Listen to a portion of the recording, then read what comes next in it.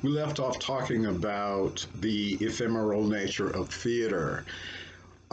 This has stimulated some conversations for me with other theater artists about live performances on video.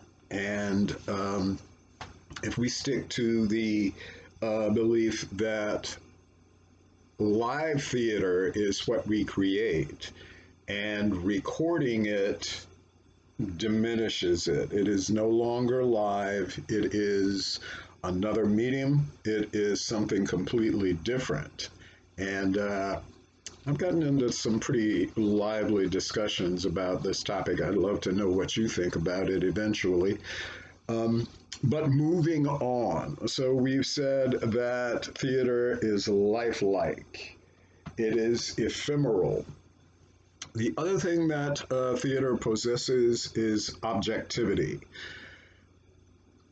What that means is when we look at a play and we accept the fact that the play is being told by characters, characters tell the story throughout.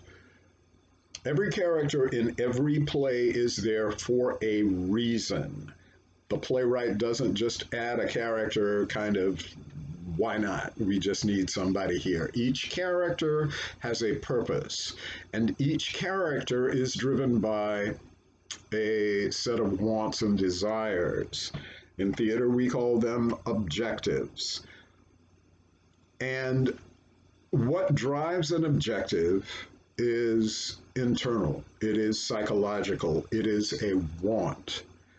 On stage, we are able to express that want, that desire through words and action. So the expression of this want is made physical on stage. This is how we see characters on different levels. We will see as we move forward that according to Aristotle, character can be seen on four levels: the physical, the psychological, the social, and the moral. We will consider that and keep that in mind when we say that theater is objective. It has objectivity. Next, theater possesses a complexity of means. Complexity of means. What goes into the creation of a production is more, far more than you see in the final result. It takes a village to make a show.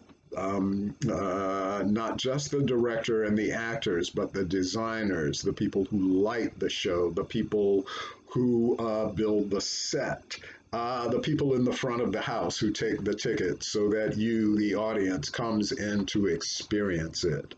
It takes more, and this is no comparison, but theater cannot be made by a single artist in a room alone.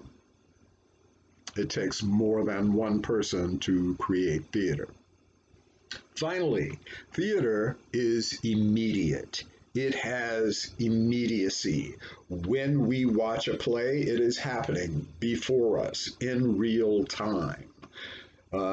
Consider the effort we have to. Well, actually, you don't have to make much of an effort when you're watching a film, but a film will tell you that this is happening.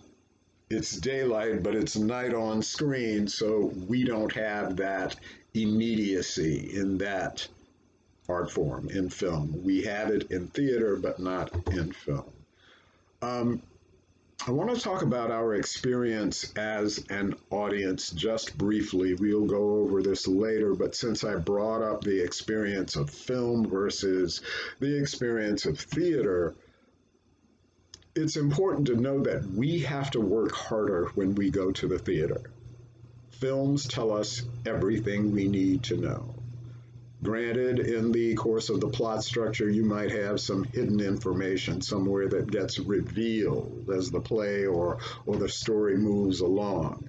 But for the most part, films are very straightforward in front of you. You can watch it and absorb it and understand it, hopefully without any problems.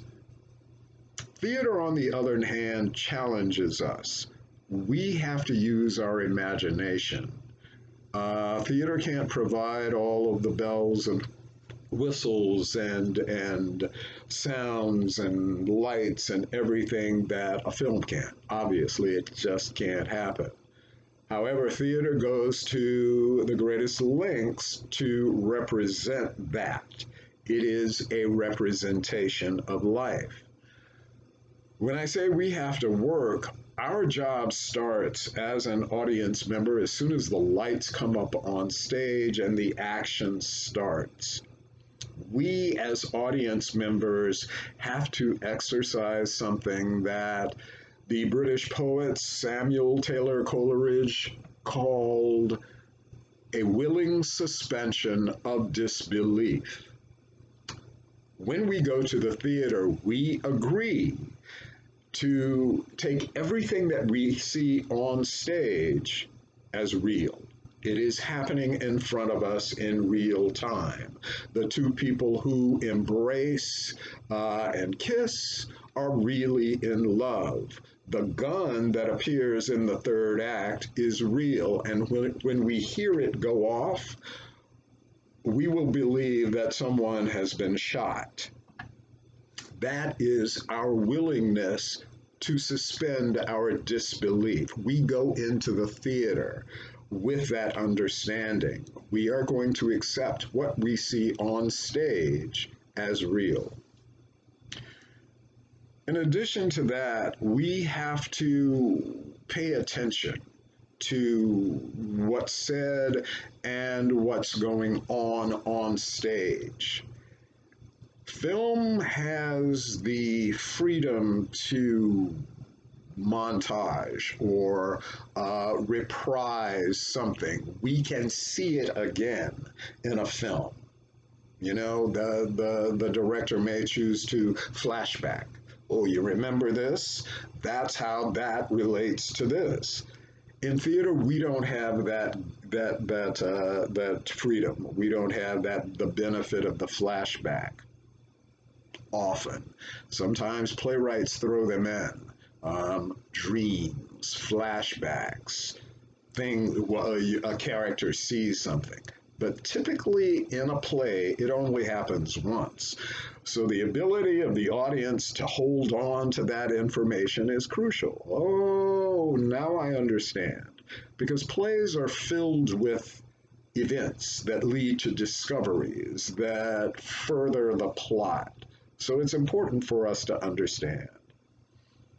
We need to invest in the story as an audience when we sit in the theater. That's why it's so important for the director to be able to create something that is going to engage the audience and maintain their interest. We got to work hard. So you will work hard to enjoy the play. It's a collaborative relationship, but it is a part of the theater, the three elements of theater that we started our discussion today on. The play, the performance, and the audience's experience of the other two. Okay, I'm going to end that for today, which is January 12th. I think we're off to a good start. I will see you on Thursday. Please take care of yourselves.